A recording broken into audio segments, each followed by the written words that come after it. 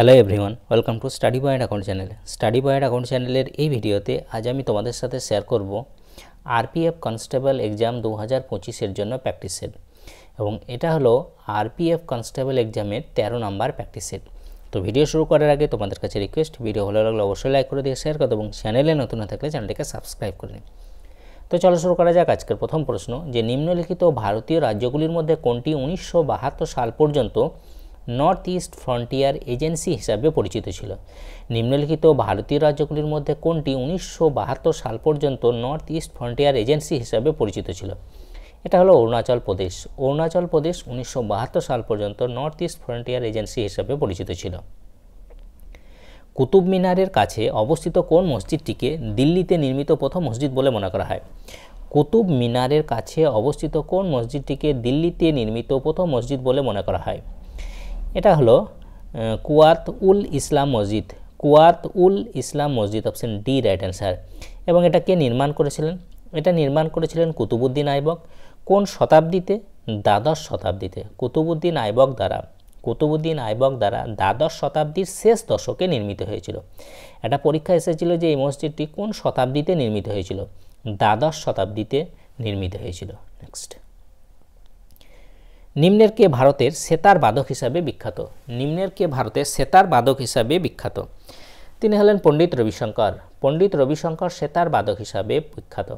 পণ্ডিত রবিশঙ্কর হলেন প্রথম ভারতীয় যিনি গ্র্যামি পুরস্কার জিতেছিলেন। তিনি প্রথম যে গ্র্যামি পুরস্কার সেটা কত সালে জিতেছিলেন? 1968 সালে। তিনি প্রথম যে গ্র্যামি পুরস্কারটা পেয়েছিলেন সেটা পেয়েছিলেন 1968 সালে। এবং তিনি ভারতরত্ন পুরস্কারও পেয়েছেন। ভারতরত্ন পুরস্কার পেয়েছেন 1999 সালে। নিচের কোনটি একটি উদ্ভিদ হরমোন? নিচের কোনটি একটি উদ্ভিদ হরমোন? দেখো এখানকার মধ্যে যেটা একটা উদ্ভিদ হরমোন সেটা হলো অক্সিন। অক্সিন হলো উদ্ভিদ hormone. Auxin, gibberellin, cytokinin, abscisic acid, ethylene, এগুলো সবই কিন্তু উদ্ভিদ হরমোন। গণপরিষদের সদস্যরা ড্যাশ নির্বাচিত হন? গণপরিষদের সদস্যরা প্রাদেশিক আইনসভা দ্বারা নির্বাচিত হন। প্রাদেশিক আইনসভা দ্বারা নির্বাচিত হন।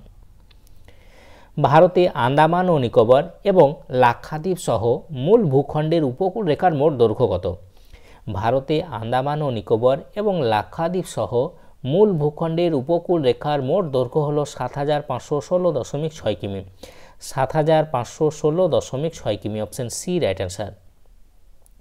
আদি গ্রন্থ কোন সম্প্রদায়ের ধর্মীয় গ্রন্থ? আদি গ্রন্থ কোন সম্প্রদায়ের ধর্মীয় গ্রন্থ? দেখো এটা হলো শিখ সম্প্রদায়ের ধর্মীয় গ্রন্থ। শিখ ধর্মের যে পবিত্র ধর্মগ্রন্থ আদি গ্রন্থ, এটা সংকলন করেছিলেন কে? গুরু অর্জুন দেব। গুরু অর্জুন দেব কত নাম্বার শিখ গুরু? তিনি হলেন 5 নাম্বার শিখ গুরু। নেক্সট, নিম্নলিখিতদের মধ্যে কে ভারতের রাষ্ট্রপতি হিসাবে সবচেয়ে কম সময় ছিলেন? রাষ্ট্রপতি হিসাবে সবচেয়ে কম সময় ছিলেন Zakir Hossain, doctor Zakir Hossain, option A right answer. দক্ষিণে লিটিল আন্দামান নিকোবর দ্বীপপুঞ্জ থেকে পৃথক হয়েছে কোনটির দ্বারা? দক্ষিণে যে লিটিল আন্দামান সেটা নিকোবর দ্বীপপুঞ্জ থেকে পৃথক হয়েছে কোনটির দ্বারা? এটা হলো 10 ডিগ্রি চ্যানেল দ্বারা। 10 ডিগ্রি চ্যানেল দ্বারা দক্ষিণে লিটিল আন্দামান নিকোবর দ্বীপপুঞ্জ থেকে পৃথক হয়েছে। মানবদেহের জন্য প্রয়োজনীয় 22টি অ্যামিনো অ্যাসিডের মধ্যে কয়টি মানবদেহে উৎপন্ন হয় না? মানবদেহের জন্য যে প্রয়োজনীয় 22টি অ্যামিনো অ্যাসিড, তো এই 22টি অ্যামিনো অ্যাসিডের মধ্যে কয়টি মানবদেহে উৎপন্ন হয় না? দেখো 8টি মানবদেহে উৎপন্ন হয় না, option D right answer. Lingaraj মন্দির ভারতের নিচের কোন রাজ্যে অবস্থিত? লিঙ্গরাজ মন্দির ভারতের নিচের কোন রাজ্যে অবস্থিত? এটা অবস্থিত উড়িষ্যা। উড়িষ্যা রাজ্যে অবস্থিত, অপশন এ রাইট অ্যান্সার। উড়িষ্যার ভুবনেশ্বরে অবস্থিত। এল নিনো হলো একটি সংকীর্ণ উষ্ণ স্রোত যা কখনো কখনো ড্যাশ উপকূলে ঘটে। এল নিনো একটা উষ্ণ স্রোত যেটা কখনো কখনো পেরু উপকূলে ঘটে। Peru, option D right answer. Mahanadi অববাহিকা নিচের কোন রাজ্যে বিস্তৃত নয়? মহানদী অববাহিকা নিচের কোন রাজ্যে বিস্তৃত নয়? দেখো মহানদী অববাহিকা ছত্তিশগড়ে বিস্তৃত, উড়িষ্যায় বিস্তৃত, ঝাড়খণ্ডে বিস্তৃত। যে রাজ্যে বিস্তৃত নয় সেটা হলো কর্ণাটক। কর্ণাটক রাজ্যে বিস্তৃত নয়, অপশন এ রাইট অ্যান্সার। ভারতের নীল বিপ্লব নিচের কোনটির সাথে সম্পর্কিত? ভারতে নীল বিপ্লব নিচের কোনটির সাথে সম্পর্কিত? নীল বিপ্লব মৎস্য সম্পদের সাথে সম্পর্কিত। মৎস্য সম্পদের সাথে সম্পর্কিত নীল বিপ্লব। কৃষির সাথে সম্পর্কিত সবুজ বিপ্লব। দুধ উৎপাদনের সাথে সম্পর্কিত শ্বেত বিপ্লব। 1976 সালে 42তম সংবিধান সংশোধনীর মাধ্যমে ভারতীয় সংবিধানের প্রস্তাবনায় কোন শব্দটি যুক্ত করা হয়েছে?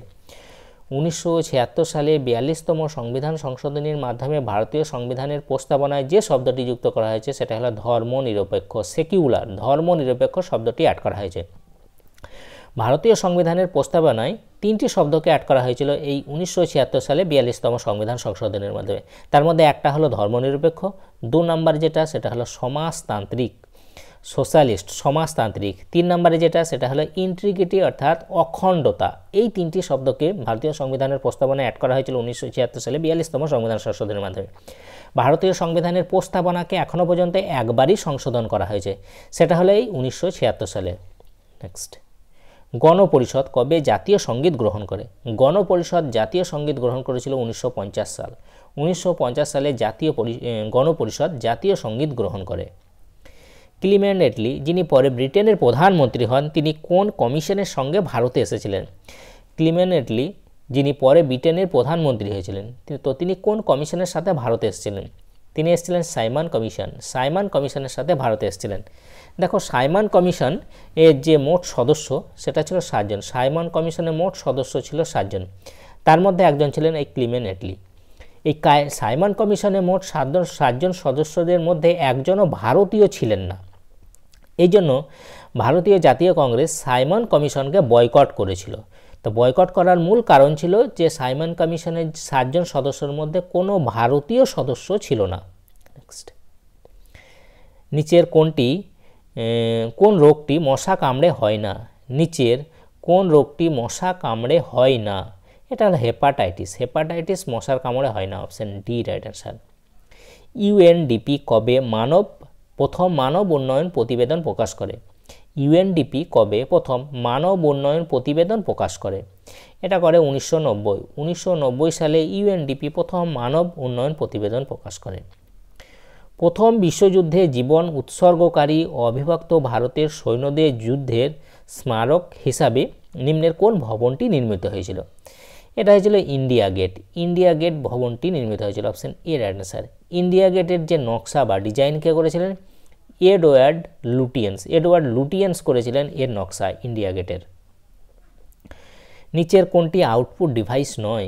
নিচের কোনটি আউটপুট ডিভাইস নয়? দেখো, এখানকার মধ্যে যেটা আউটপুট ডিভাইস নয় সেটা হলো বারকোড রিডার। বারকোড রিডার কিন্তু আউটপুট ডিভাইস নয়। নেক্সট, ভারতীয় সংবিধানে নিচের কোন অনুচ্ছেদটি আন্তর্জাতিক শান্তি ও নিরাপত্তার প্রচারের সাথে সম্পর্কিত? ভারতীয় সংবিধানের নিচের কোন অনুচ্ছেদটি আন্তর্জাতিক শান্তি ও নিরাপত্তার প্রচারের সাথে সম্পর্কিত? এটা হলো অনুচ্ছেদ 51। অনুচ্ছেদ 51 আন্তর্জাতিক শান্তি ও নিরাপত্তা প্রচারের সাথে সম্পর্কিত। ধুসকা কোন রাজ্যের একটি জনপ্রিয় খাদ্য আইটেম? ধুসকা কোন রাজ্যের একটি জনপ্রিয় খাদ্য আইটেম? এটা হলো ঝাড়খণ্ড রাজ্যের একটি জনপ্রিয় খাদ্য আইটেম।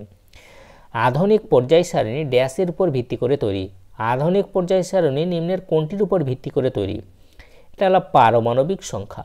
পারমাণবিক সংখ্যার উপর ভিত্তি করে তৈরি আধুনিক পর্যায় সারণী। কেন্দ্রশাসিত অঞ্চল পুদুচেরি কোন সালে বিধানসভা গঠিত হয়? কেন্দ্রশাসিত অঞ্চল পুদুচেরিতে কোন সালে বিধানসভা গঠিত হয়? বিধানসভা গঠিত হয়েছিল 1963 সালে। 1963 সালে। দেখো, 2006 সালে পন্ডিচেরির নাম পরিবর্তন করে রাখা হয় পুদুচেরি। তো পন্ডিচেরির নাম পরিবর্তন করে পুদুচেরি রাখা হয় কত সালে? 2006 সালে। নেক্সট, কোন মহান মুক্তিযোদ্ধা দেশবন্ধু নামে পরিচিত ছিলেন? কোন মহান মুক্তিযোদ্ধা দেশবন্ধু নামে পরিচিত ছিলেন? তিনি হলেন চিত্তরঞ্জন দাস। চিত্তরঞ্জন দাস দেশবন্ধু নামে পরিচিত ছিলেন। একটা পরীক্ষা এসেছিল যে নেতাজি সুভাষচন্দ্র বসুর রাজনৈতিক গুরুর নাম কি? নেতাজি সুভাষচন্দ্র বসুর রাজনৈতিক গুরু ছিলেন চিত্তরঞ্জন দাস। মহাত্মা গান্ধীর রাজনৈতিক গুরু ছিলেন গোপাল কৃষ্ণ গোখলে। নেক্সট, হুরকিয়া বাল্ব লোকনৃত্য ভারতের কোন রাজ্যের সাথে সম্পর্কিত? হুরকিয়া বাল্ব লোকনৃত্য ভারতের কোন রাজ্যের সাথে সম্পর্কিত? এটা হলো উত্তরাখণ্ড রাজ্যের সাথে সম্পর্কিত। উত্তর গোলার্ধের উচ্চতর অক্ষাংশে অর্থাৎ 50 থেকে 70 ডিগ্রির মধ্যে দর্শনীয় কনিফেরাস বন পাওয়া যায়। এগুলোকে বলা হয়, এই যে অক্ষাংশের মধ্যে যে কনিফেরাস বন পাওয়া যায় সেটাকে কি বলা হয়? সেগুলোকে বলা হয় তাইগা বলা হয়, option D right answer. Indira Gandhi institute of development research কোথায় অবস্থিত? Indira Gandhi institute of development research কোথায় অবস্থিত? এটা অবস্থিত মুম্বাই অবস্থিত, অপশন বি রাইট অ্যান্সার। কোন সালে অস্ত্র আইন ভারতীয়দের অস্ত্র রাখার অনুমতি দেয়নি?